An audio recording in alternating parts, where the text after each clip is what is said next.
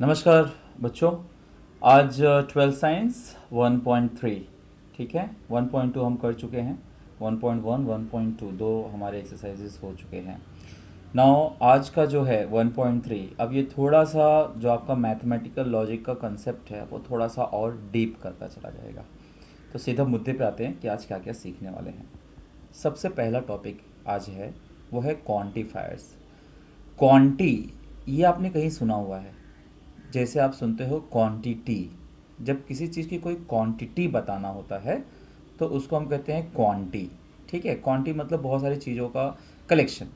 तो क्वांटिफायर्स का मतलब ऐसा कुछ सिंबल जो कुछ क्वांटिटी बताता हो, that is what quantifiers is. ठीक है, जैसे कनेक्टिव्स का मतलब क्या था, एंड और इफ़ देन वगैरह वगैरह वगैरह। वैसे ही क्वांटिफायर का मतलब होता है कि क्वांटिटी बताने वाला सिंबल। तो आपको ऐसे दो सिंबल मिलेंगे। एक इस तरह से ई लिखा रहेगा लेकिन उल्टा लिखा रहेगा, और एक इस तरह से ए लिखा रहेगा वो भी उल्टा लिखा रहेगा, सिर्फ एक पर्टिकुलर सिंबल बनाने के लिए। ई का मतलब रहेगा लेस क्वांटिटी, मतलब उसको हम एक्चुअली पढ़ते हैं देयर एग्जिस्ट्स। देयर एग्जिस्ट का मतलब ठीक है मौजूद है। उसको हम एग्जिस्टेंशियल क्वांटिफायर्स भी कहते हैं। और ए का मतलब होगा फॉर ऑल, ये लगभग सब कुछ कवर करेगा, इसलिए इसको हम यूनिवर्सल क्वांटिफायर्स कहते हैं। ये कैसे इस्तेमाल होगा हम पढ़ेंगे, एक्सरसाइज के दौरान देख लेंगे।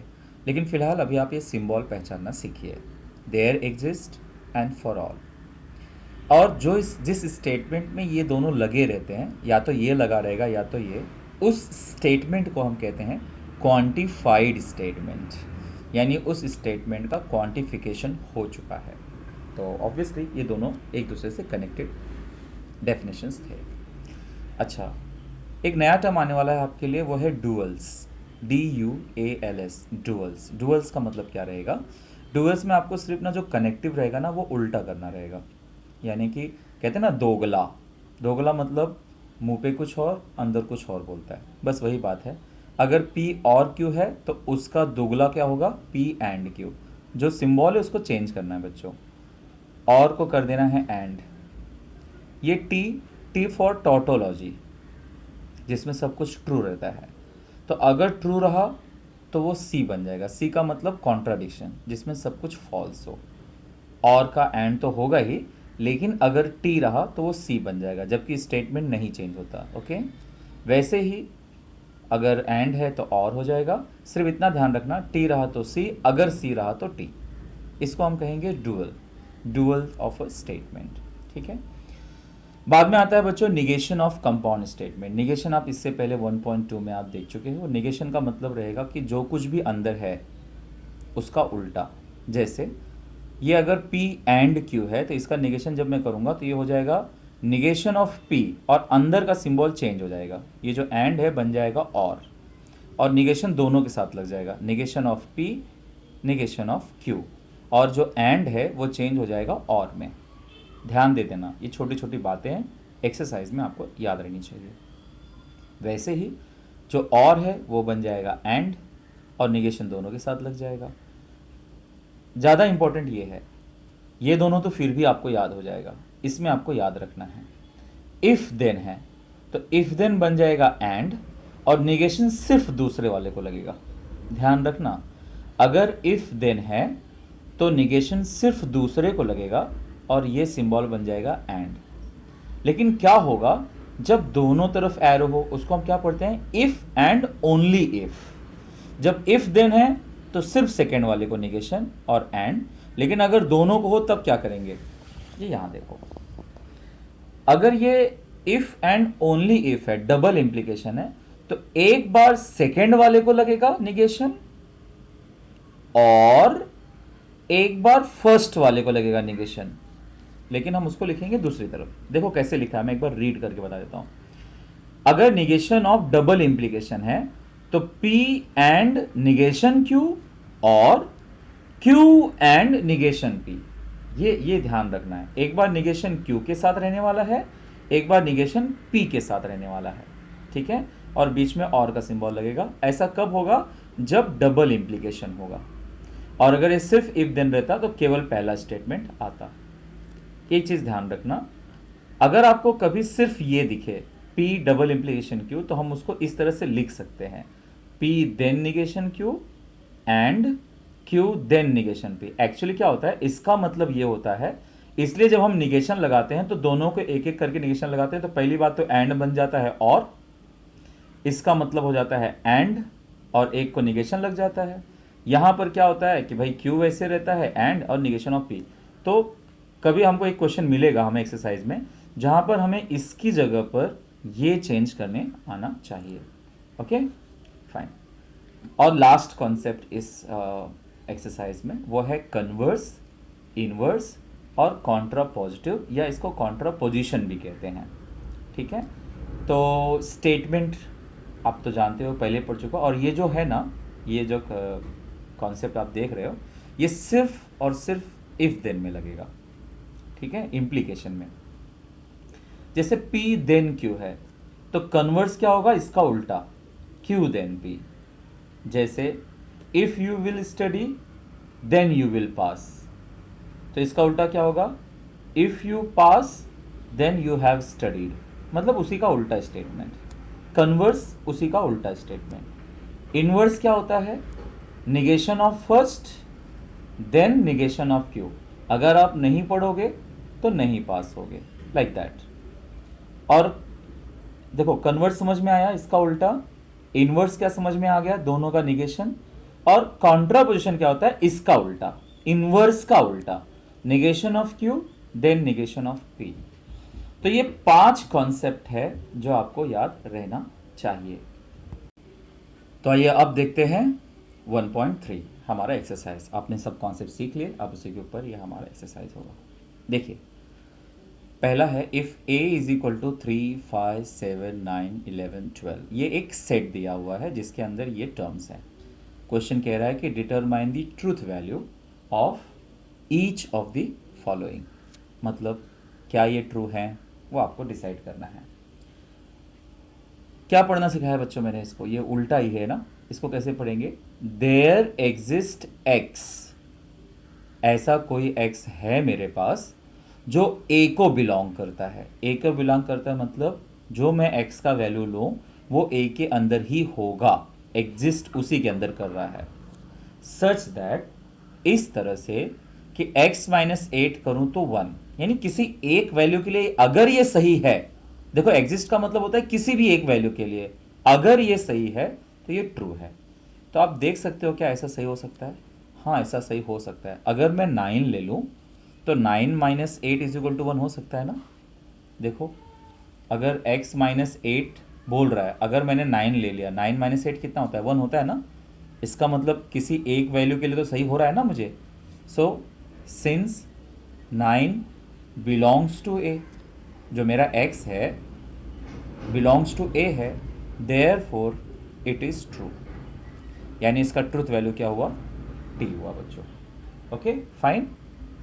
नेक्स्ट देखिए, अब इसको क्या पढ़ते हैं, फॉर ऑल x के हर एक वैल्यू a का है, मतलब x के हर एक वैल्यू के लिए जो कि a को बिलोंग करता है, x square plus x is an even number. यानी कि मैं जो a का वैल्यू है ना, जितने भी वैल्यू लूंगा सबका अगर इस फॉर्मूले में डालूंगा तो इवन नंबर आएगा। चलो हम ट्राई करके देख लेते हैं। पहला देखो वैल्यू क्या है बच्चों, 3 ना, और एक वो एक्स स्क्वायर एक्स बोल रहा है ना, तो 3 का स्क्वायर प्लस 3 कितना आएगा बच्चों, 9 प्लस 3 कितना आया, 12। ये तो इवन नंबर है। दूसरा ट्राई करके देखो, 5 का स्क्वायर प्लस 5 कितना आया, 25 प्लस 5 कितना आ गया, 30, इवन नंबर है। फिर आ गया हमारा 7 का स्क्वायर प्लस 7 यानी 49 प्लस 7 कितना आ गया, 56। यानी हर एक वैल्यू के लिए ये सही आ रहा है, तो ये क्या हुआ, ट्रू हुआ। तो अब देखते हैं नेक्स्ट क्वेश्चन। ठीक है, देयर एग्जिस्ट एक्स, यानी एक्स के किसी वैल्यू के लिए जो ए को बिलोंग करता है, सच दैट कि एक्स का स्क्वायर करूंगा तो 0 से छोटा आएगा। भाई ऐसा एक भी नंबर नहीं है। ठीक है, since there is no value of x is such that कि उसका स्क्वायर किया तो 0 से छोटा आएगा, therefore it's a false. False statement है, मतलब इसका ट्रूथ वैल्यू हुआ f। Okay, now for all value of x, x के हर एक वैल्यू जो कि a को बिलोंग करता है, x is an even number. तो आप देख सकते हो, देखो यहाँ पर क्या सब इवन नंबर है? नहीं, सिर्फ 12 है जो एक इवन नंबर है, तो नहीं है, करेक्ट है। Since 3, 5, 7, 9, 11 are not even number, ठीक है, इवन नंबर नहीं है, देयरफॉर क्या होगा इसका ट्रूथ वैल्यू?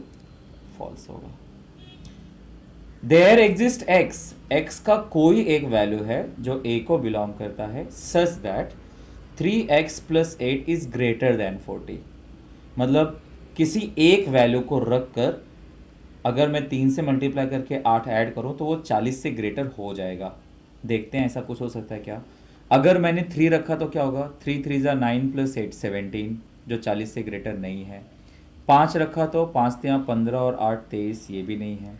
7 3 21 और 8, ये भी नहीं है। 9 3 27 और 8 35, वो भी नहीं है। 11 3 33, यस, तो एक वैल्यू है। अगर मैंने 3 × 11 + 8 किया बच्चों, तो ये हो जाएगा 33 + 8, कितना आ जाएगा ये आ जाएगा 41, जो कि 40 से ग्रेटर है। तो एक वैल्यू के लिए तो सही हो ही गया, इतना काफ़ी था इसको ट्रू करने के लिए। तो भी मैं दूसरा वैल्यू दिखा देता हूँ आपको। 36 + 8 44, ये भी 40 से ग्रेटर है। तो वो देयर एग्जिस्ट बोल ही रहा था, तो देयर एग्जिस्ट मतलब किसी भी एक वैल्यू के लिए भी सेटिस्फाई हो जाता तो भी ट्रू रहता, यानी कुल मिला के ये क्या है? ट्रू है। ओके, फिर देखिए 6th, for all value of x, x के हर एक वैल्यू के लिए 2x + 9 किया तो ग्रेटर देन 14 होगा। अरे पहला ही वैल्यू रख के देख लो, 2 3 6, 6 और 9 15, वो 14 से ग्रेटर है, करेक्ट है ना। जब 3 से ही आ गया 14 से ग्रेटर, तो बाकी सबसे तो आएगा ही। तो yes, it is correct for all value. तो आप क्या करोगे, आप ना हर एक वैल्यू दिखा के आप बता दो कि ग्रेटर देन 14 है, और लास्ट में कह दो क्योंकि satisfies all the conditions, therefore the truth value is true. Presentation वो आपके ऊपर है, जरा आप अच्छे से लिखिए, मैं आपको कॉन्सेप्ट इंप्रूव कर रहा हूँ। आई होप कि आपको जो क्वेश्चन नंबर 1 में देयर एग्जिस्ट और फॉर ऑल, ये कॉन्सेप्ट आपको समझ में आ गया होगा, ठीक है। इजी एक्सरसाइज है बच्चों, बहुत ज़्यादा कठिन तो नहीं है ये। ओके, तो अभी हम धीरे धीरे बढ़ जाते हैं क्वेश्चन नंबर 2 की तरफ।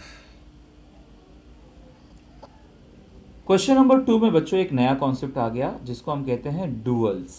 डुअल्स के बारे में मैंने आपको बताया, डुअल्स के बारे में एक बार आपको याद दिला दूं। देखिए डुअल्स में हमने क्या सीखा था। डुअल्स में हमने सीखा था कि अगर और है तो वो एंड हो जाएगा, अगर टोटोलॉजी है तो वो कॉन्ट्राडिक्शन हो जाएगा, और का एंड का और, ये हो जाएगा। ये बातें हमें ध्यान रखनी है। फाइन, तो चलिए ध्यान देते हैं। यहाँ पे चाहिए तो मैं थोड़ा सा बता देता हूँ।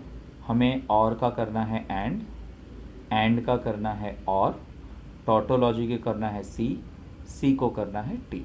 यही काम करना है, इसमें बहुत ज़्यादा और कुछ है नहीं, ठीक है। चलिए तो इसका डुअल लिखते हैं। देखिए बहुत इजी है बच्चों, ज़्यादा कुछ है नहीं। पी वैसे ही रहेगा, और बन जाएगा एंड, क्यू वैसे ही रहेगा, एंड बच जाएगा और आर वैसे रहेगा। स्टेटमेंट को चेंज नहीं करेंगे हम, सिर्फ हम उसके कनेक्टिव्स को चेंज कर रहे हैं। डन।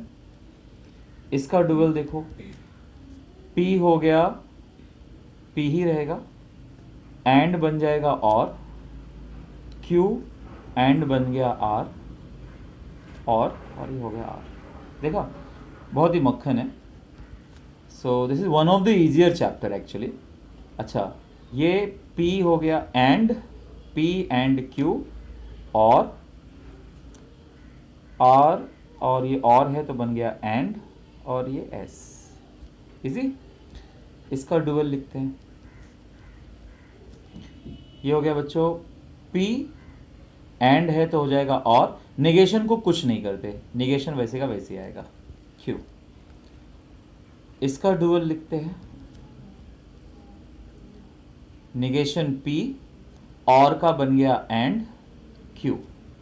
एंड का बन गया और, ये हो गया निगेशन आर, एंड का बन गया और एस।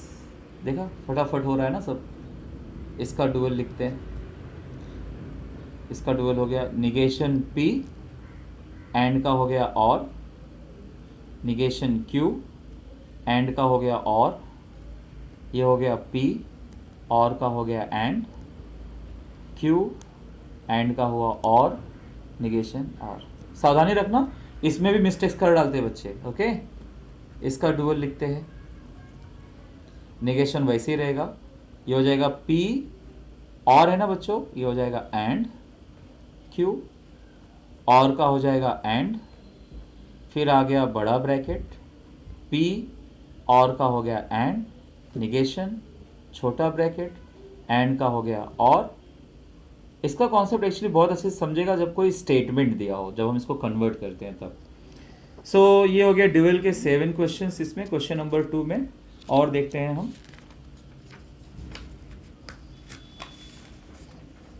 Question number 8। देखिए क्वेश्चन नंबर 8 है सी और पी एंड क्यू और आर। तो ठीक है, डुअल, डुअल में क्या होगा, तो ये हो जाएगा सी है बच्चों। अभी देखिए नया चीज आ गया, कॉन्ट्राडिक्शन है ना, तो सी की जगह पे लिखेंगे टी। Okay, true. और का हो गया एंड, पी और Q and R, like this. अच्छा, इसका क्या हुआ डुअल, ये हो जाएगा निगेशन पी और का हुआ एंड, फिर आ गया क्यू, एंड का हुआ और टी का हुआ सी। ओके, ये ध्यान रखिए, टी का सी कर दिया। और ये रहा हमारा डुअल का आखिरी क्वेश्चन, निगेशन पी एंड का हो जाएगा और, क्यू और का हो गया एंड, आर और एंड का हो गया और सी का हो गया टी। ये टी और सी में मिस्टेक ना होने पाए। तो दो कॉन्सेप्ट मैंने आपको समझा दिए। एक तो सबसे पहले कि जो क्वांटिफायर्स था उससे रिलेटेड सम करा दिया मैंने, क्वेश्चन नंबर 2 करा दिया मैंने डुअल्स, और क्वेश्चन नंबर 3 जो है वो है निगेशंस के बारे में। लेकिन बच्चों निगेशन एक बहुत ही इंपॉर्टेंट टॉपिक है जो मैं इसके साथ मिक्स नहीं करना चाहता। ठीक है, तो मैं कल भी वीडियो अपलोड करूंगा जिसमें आपको अकेले निगेशन के बारे में समझाऊंगा। यानी कि इस एक्सरसाइज में अगर कुछ बहुत अच्छा है, जो पढ़ने जैसा है, जो याद रखने जैसा है, जिसको याद रखने में आपको शायद थोड़ी तकलीफ आ सकती है, वो है निगेशन। ध्यान रखो, पहली बात तो चैप्टर ही ईजी है, डिफिकल्ट नाम की चीज़ इसमें है नहीं। पर अगर किसी एक्सरसाइज में कुछ इंपॉर्टेंट है, जैसे इस एक्सरसाइज में कुछ इंपॉर्टेंट है, वो है निगेशन। तो निगेशन हम पढ़ेंगे कल। आप क्या करिए, इसको पढ़िए अच्छे से, जो मैंने स्टार्टिंग में डेफिनेशंस बता दिए वो ध्यान दीजिए, प्रॉब्लम सेट में जाइए और डुअल और क्वांटिफायर से रिलेटेड जो भी सम होंगे उसको एज अ होमवर्क करिए। आज के लिए इतना ही, थैंक यू।